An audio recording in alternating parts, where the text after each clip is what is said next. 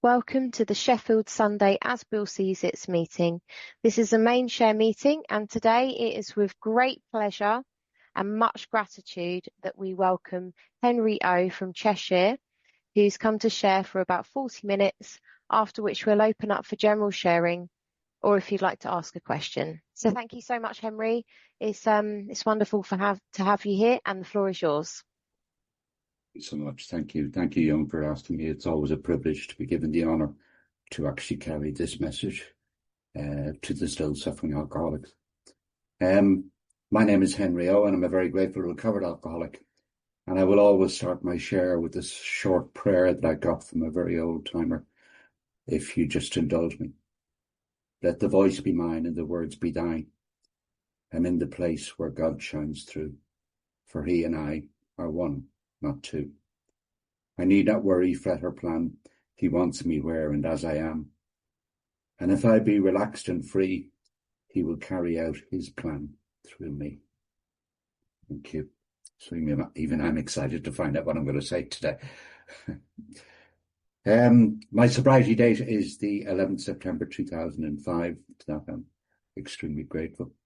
I have a sponsor who knows he's my sponsor. Quite certain he may regret it, but I get the privilege to sponsor other people, and I also get the privilege to carry this message into jails and institutions. I have a home group, Wycliffe, here on a Monday night, which is a solution-based meeting. As you can probably tell from my accent, I'm not from the UK. I was born in Dublin. I'm the youngest of three children, and I come from an alcoholic background. My dad was an alcoholic, and my mum was an extremely religious person. So I got taught at a very young age how to be dishonest, because whatever went on behind closed doors, you never talked about it outside. You didn't hang out your dirty washing. And I remember challenging it at one time because, people would ask, how's your dad? And everything's fine, and I got told that don't worry about it. It's only a little white lie. I've learned in my journey in recovery that dishonesty doesn't have a colour chart. It's dishonest. That's it. So at the age of 14, I got caught drinking at a school disco in a Christian Brothers school. And I wasn't drunk, but the head Christian brother decided to phone home, and I had a resentment for many years on the basis of the fact that basically my dad was in on the Friday night and he answered the phone, probably one of the only Friday nights he was actually in. But my dad made a decision, and I can see now, looking back in hindsight, what he was doing. And when I got up on the Sunday morning and got dressed, he said, you're coming to the pub with me. And for every drink I have, you will have the same.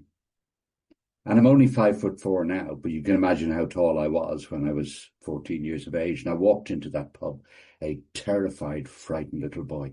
And of course, everybody was looking at me because I'm so special.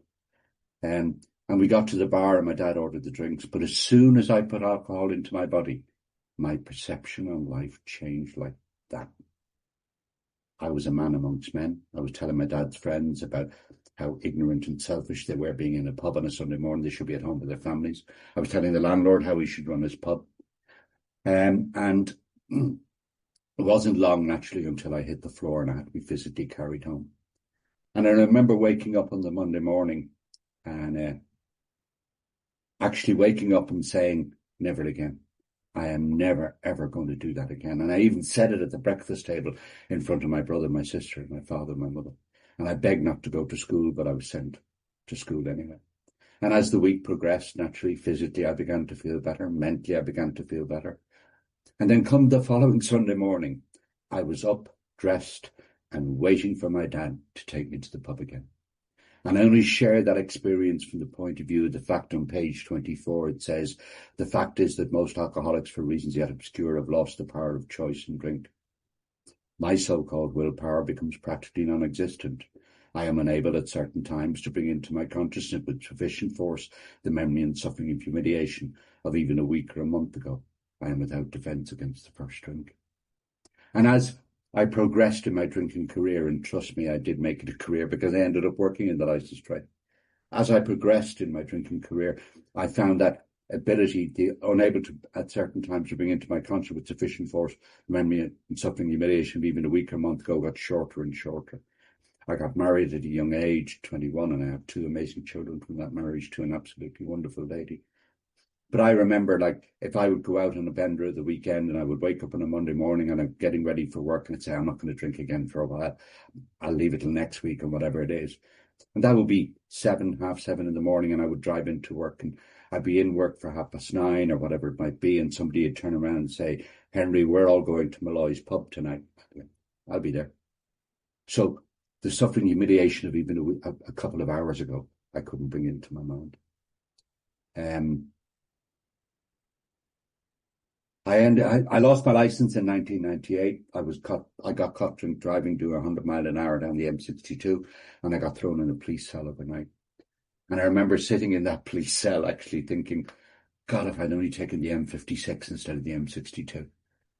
See, I'm in the blame game. I'm not going to take responsibility for my actions, my behavior, or my attitude, because I have that book, that beautiful reading basically says that I'm living in an obscure world where the center of the universe is me and my life.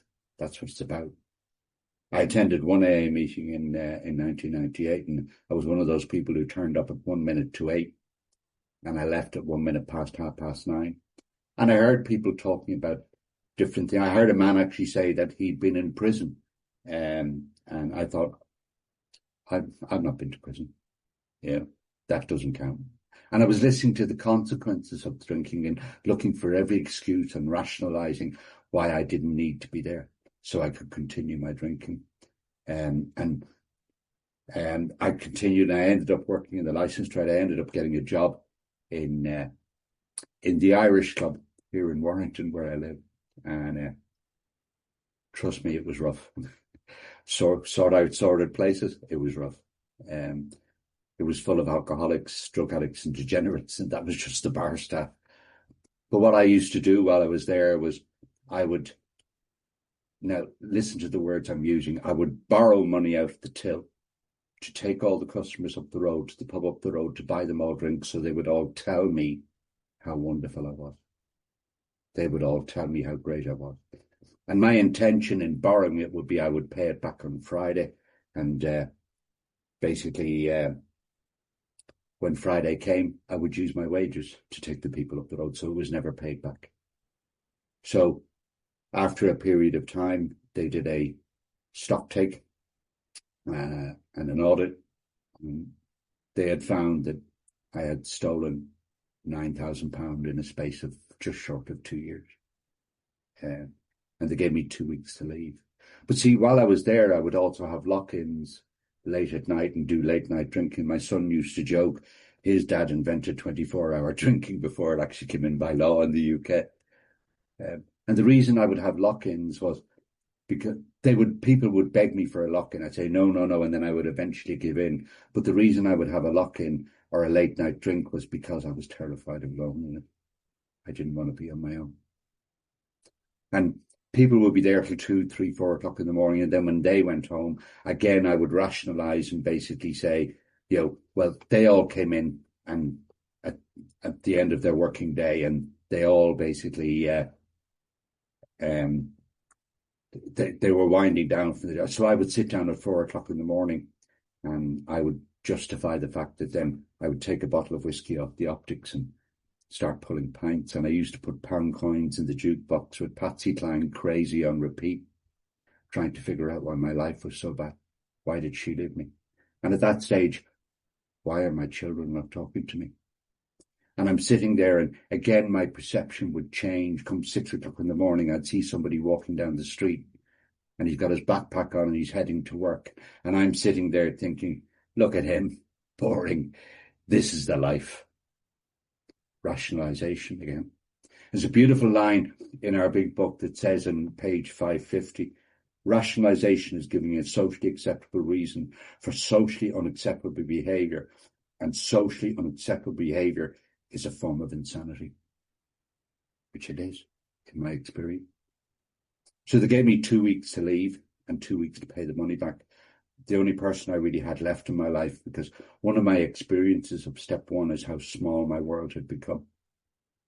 And the only person I really had left in my life was my sister in Ireland, who was talking to me, and she paid that money back.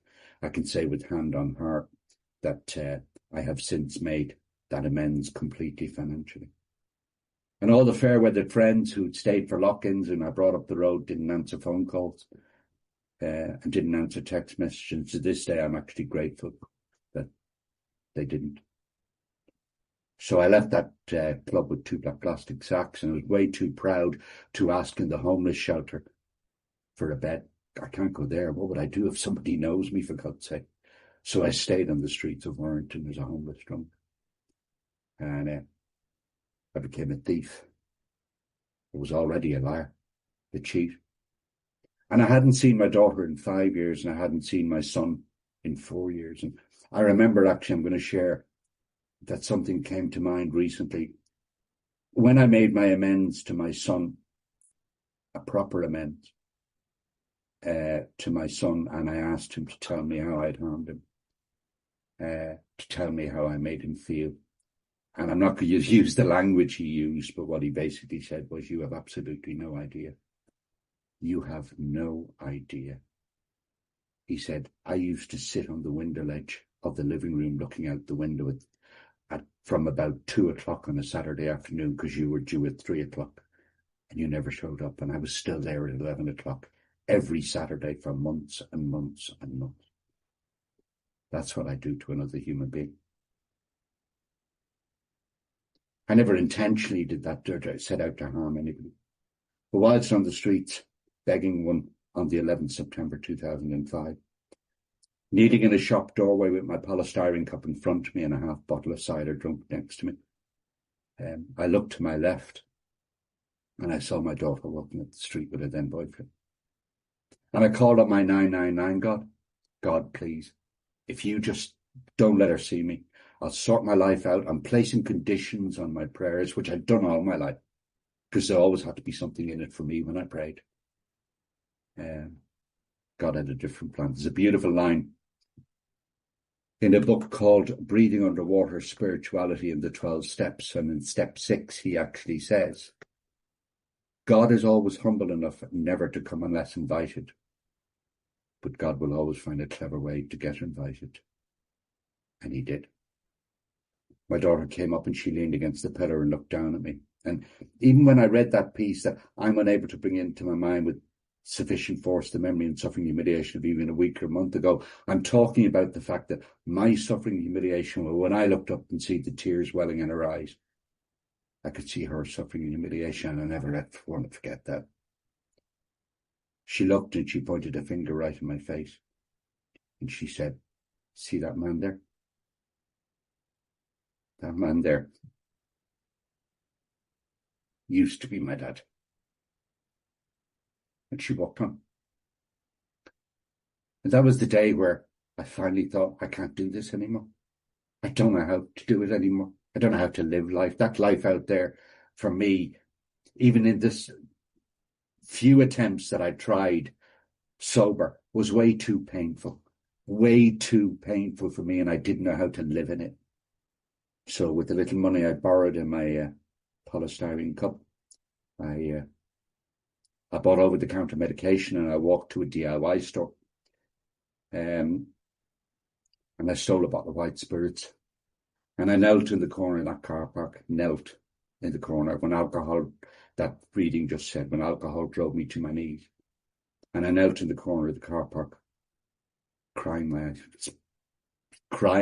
out, screaming my eyes out, taking the medication and down in the white spirit. And it's a beautiful line or paragraph in Bill's story that I certainly relate to, and it hits me in the pit of my stomach every time I read it.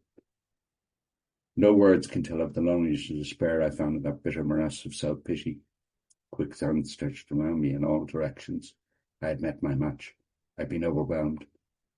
Alcohol was my master. And I've learned in my journey in recovery from many old-timers and from readings of Be Quick to See Where Religious People Are Right. I've learned that I can only ever serve one master. I was found by God sent an angel, and I ended up in a general hospital, and from there I ended up in a psychiatric hospital for 18 weeks because I was considered to be a danger to myself and to others. Whilst in the psychiatric hospital, I had a visit from an old-timer, came to see me, and he asked me that ultimate question, Henry, have you ever tried AA? And I looked and smiled and said, yeah, I've tried AA. It doesn't work for me. I'd only ever tried one meeting. And I've learned since that if an old-timer basically pauses, smirks, and there's a considerable pause before he replies, he's very likely going to have something profound that it's unlikely you're going to have an answer to.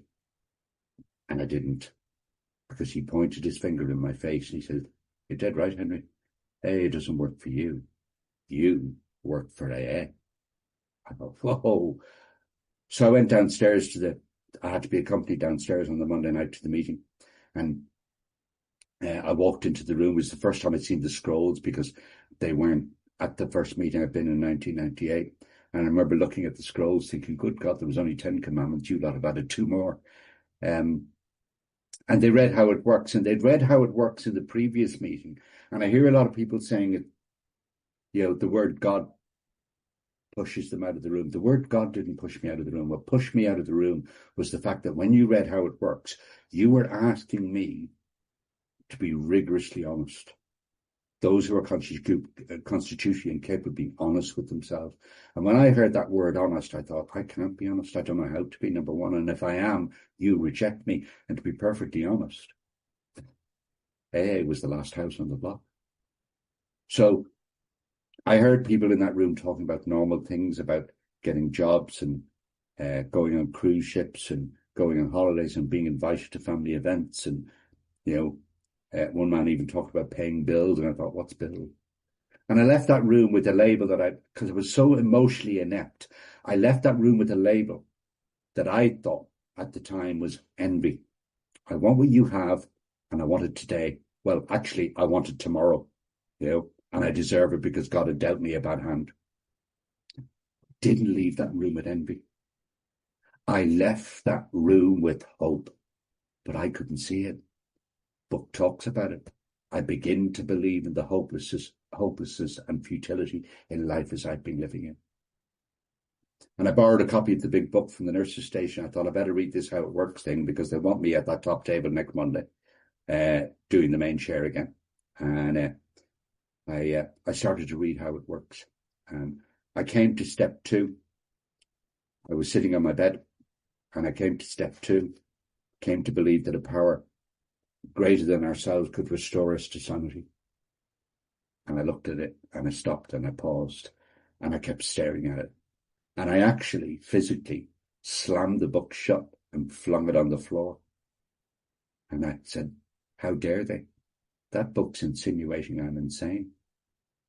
I'm sitting on a bed in a locked up psychiatric ward and I can't even see my own truth. The doctor's opinion talks about it. I begin to lose the ability to tell truth and false. I left there and I ended up in a YMCA hostel for the homeless, and I asked a man to be my sponsor. And I have to be perfectly honest, the reason I asked him to be my sponsor, I heard him share at a meeting that he's a bank manager. I thought, there we go, you do. There's my finances sorted. So I have no malice against this man in any way, shape or form. A man can only teach you what he knows. And he took me through the work using the 12 and 12, not the big book, because that's how he'd been taken through the work. And I'm going around rooms for 4 years, sharing my opinion rather than my experience. That took quite a few minutes. But 4 years into this fellowship, I hit what I call a sober rock bottom. I'm getting involved in areas of my life I should not have been involved in, back into the unmanageability of my life as described on the bottom of 44 and 45. If a mere code of morals or a better philosophy of life were sufficient to overcome alcoholism, many of us would have recovered long ago. But we found that such codes and philosophy did not save us no matter how much we tried. I could wish to be moral, I could wish to be philosophically comforted. In fact, I could will these things with all my might, but the needed power wasn't there. My human resources, as marshalled by the will, were not sufficient. They failed utterly. I was getting involved in areas, gambling. I was doing excessive shopping. I became a workaholic. I was also getting involved in areas that I described perfectly well in pages 68, 69, 70, and 71 of this book that I should not have. But morally, I knew it was wrong, but I rationalized it. And 4 years into this fellowship, I'm sitting, instead of doing a nightly inventory, I'm sitting writing out a suicide note. And I had to go around quite a few rooms before I found a man who was armed with the facts about himself. But I did come back to a room here in Warrington in a meeting that I had helped and been assisted, sponsored into actually starting. And the main share, when the main share finished, I cried and I actually shared back and said, I'm in trouble. I'm either going to take my own life or I'm going to drink again. And to be perfectly honest with you, the first option is better than the second. In that room, or after that meeting, only one person spoke to me. And all he said to me was, Henry, just don't pick up the first drink and keep coming back. And I didn't want to cry. I wanted to have a row. I didn't want to cry in front of him. And in my head, I'm screaming, saying, please, for God's sake, tell me how not to pick up that first drink. Please, show me, tell me what's going on. Because my experience is alcoholism as an illness, drunk or sober, will demand treatment. I had to go around, as I say, quite a few rooms before found a man who was armed with the facts about himself, who carried a message with depth and weight. And what he was basically saying in rooms, not only was he saying it, making it sound good, I watched his feet as well. He was doing it. And I got told to stay away from that man. He's a big book thumper. In fact, the wording that was used, and forgive me, I'm repeating the wording that was used, that I hope is never used in rooms again. I've never heard it since. I was told he was a big book Nazi. That's what I was told. But I went outside that meeting and I went up to him and I said, will you take me through the work? And he said, absolutely.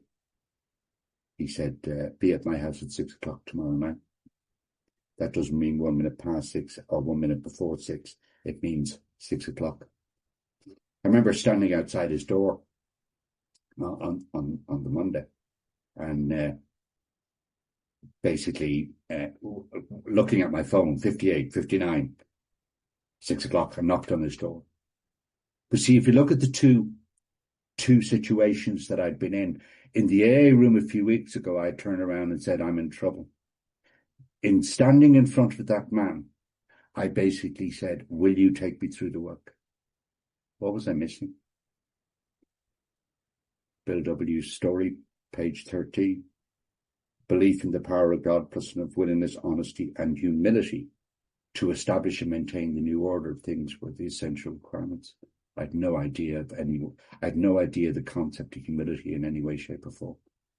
And I certainly wasn't doing anything with steps 10, 11, and 12 because, see, you lot don't understand. My case is different. I don't need to.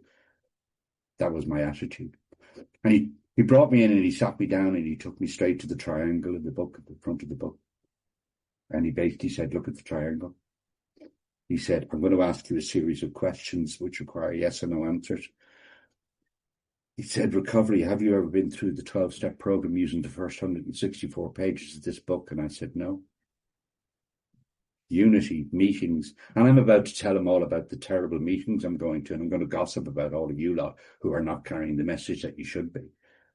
He said, I require yes or no answers. I'll give you a yes for that. Service, have you ever taken anybody through this work using the first one? So he said, I already know the answer to that. And there was that slight pause again. I thought, oh God, here we go. He said, you look at it, we are in a 3-part recovery program where you are only practicing one part. But you're expecting the results of all 3. How selfish and self-centered are you? I thought, oh my God. I remember thinking, I don't like this man. But he took me through well, actually then, directly after that, he asked me the questions on page 44. If when you honestly want to, you find you cannot quit entirely. He said, is that you? And I went, yes. Or if when drinking you have little control over the amount you drink, is that you? Yes. He said, the book says you're probably an alcoholic. Are you an alcoholic? I said, yes. And then there was the pause and the smirk again, and his finger went right in my face. He said, now what are you going to do about it? And I went, whoa, hang on, what am I going to do about it? See, for some weird reason, part of God's plan, basically, I had perceived that, I could place the responsibility of my sobriety in AA's hands, in the meeting's hands, in doing a little bit of service here and there, in talking in schools and colleges and whatever it might be. And when we went through the work, basically, and the difference between doing the work in the 12 and 12 and the difference to doing the work in the big book, please don't get me wrong, I love the 12 and 12. My analogy of the difference between the 12 and 12 and the big book is the big book is an atlas of a journey that I will always be on until God calls me home. The 12 and 12 is like a list of the good coffee shops I meet along the way. That's the difference. I do use the 12 and 12 when I have the privilege to be of service to other people and take them through step 6 and 7. So the difference being in step 2, when you originally asked me to make that choice, that God's either everything or he's nothing, I made the choice. But see, all I gave God was my drinking, my sobriety. I wanted a part-time God Monday to Friday. I'll deal with Saturdays and Sundays because that's where the fun is. But God has to be everything and he's nothing, and that's why that in that beautiful reading about faith. And if I didn't make that choice properly, then my decision in step 3 was absolutely irrelevant. And I'd missed a vital decision in step 3, and he pointed that out to me, because my understanding when I originally did the work was the only decision I have to make is that I turn my will and my life over to the care of God. And he said, you might have missed something. He said, page 62 says, next we decided that hereafter in this drama of life, God is going to be my director. He is the principal, I am his agent. He is the father and I am his child. And I tried to argue that point because I'm so clever and I'm so self-centered. And he said, read the step 3 promises on the top of 63. When I sincerely take such a position, he said, what position? That from here on in, he's the director, he's the principal, I'm the agent, he's the father, I'm the child. And he explained to me that the agent is one who is empowered by the principal. And step 2 basically told me that God's not going to make too hard terms with those who seek him. What terms is God going to make? Basically, again, he pointed out to me, well, here's what he's going to look, what God's going to look for. He provides what I need if I keep close to him. How do I do that? 10, 11. Perform his work well. Step 12. I did a fearless and thorough step 4. And see, I was always under the impression that step 4 was all about me, because it talks about it in 66. It says, we turn back to the list for it held the key to the future. And I think my step 4 is all about me. He said, you might want to look at page 124, Henry. I went, okay. Cling to the thought that in God's hands, the dark past is the greatest possession you have, the key to life and happiness for others.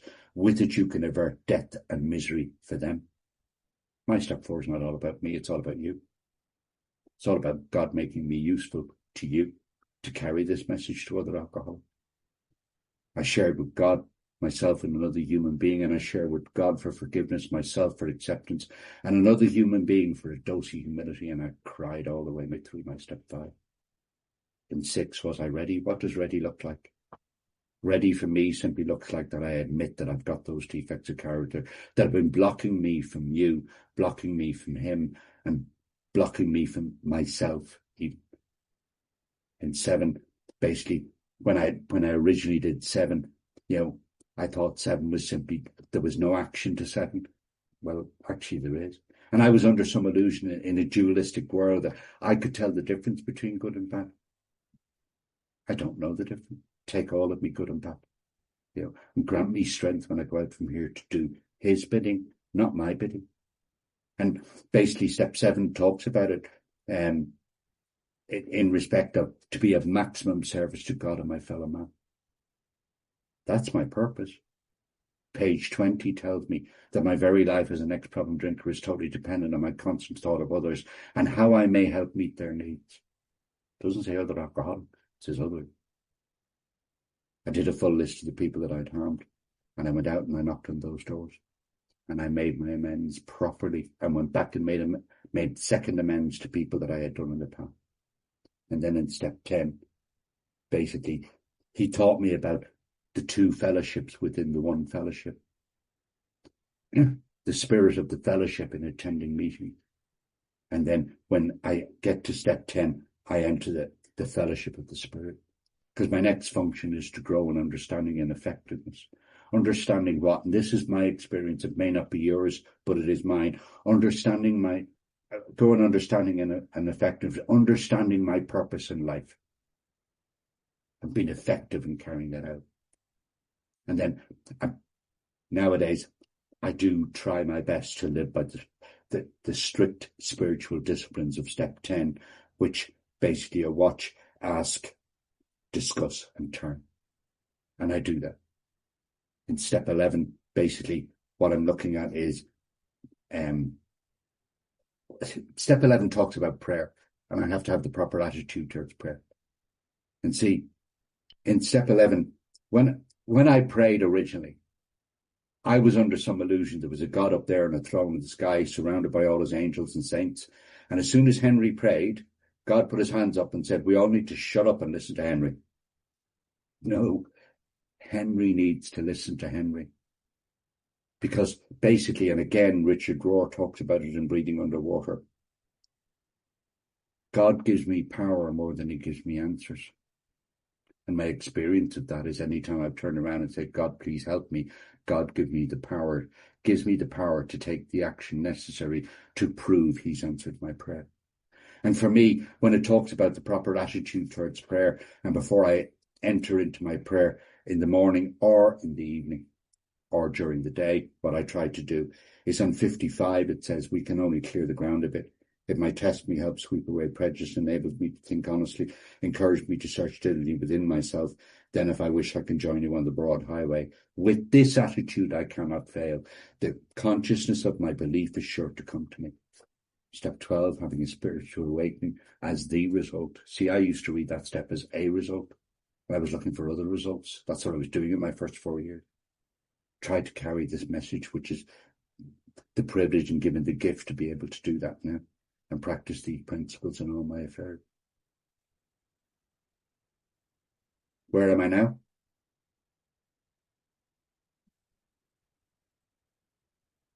That girl who pointed a finger in my face, who basically stared and said, see that man there used to be my dad. 12 years ago, I got the privilege to walk her down the aisle at her wedding. How does that happen? I have two amazing grandsons, William and Arthur Henry. Did you notice I had to tell you his second name was Henry? I had to get that in there. William and Arthur Henry, who I'm entrusted to babysit and to look after those two amazing human beings. How does that happen? Really sorry, no human power could do that. That's the re-establishment of faith that I have in God. God is either everything or he's nothing in my life. And my experience is that anytime I experience fear, it would very likely be an area of my life that I've not given God. That's why the fear comes. I put myself through. I remember saying to my first sponsor, when he told me to get a job, and I said, well, I'm pretty awful at everything I do. The only thing I really know is the license trade. And he said, well, get an awful job. And I went, okay. So I got a job in the call center. And trust me, if you want to learn patience and tolerance, try working in the call center. But I put myself through college at night, studying human resource business management. And I'm now a human resources business partner in the civil service here in the UK. See, everything I have in my life today, and I'm certain of it, I live in a world of impermanence. Everything I have in my life, the roof over my head, the shoes on my feet, the clothes on my back, the car that I drive, the relationships I have with other people, yeah, it's all only on loan. doesn't belong to me. It's all a gift. It's all it is. See, I can push it aside, not for the first drink, but for the second. And there's a line in Bill's story that I'm going to finish on.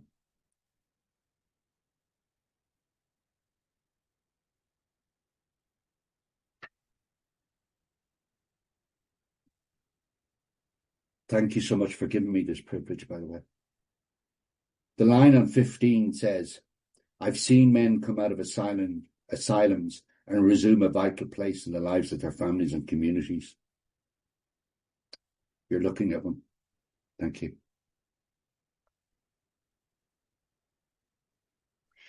Well, thank you.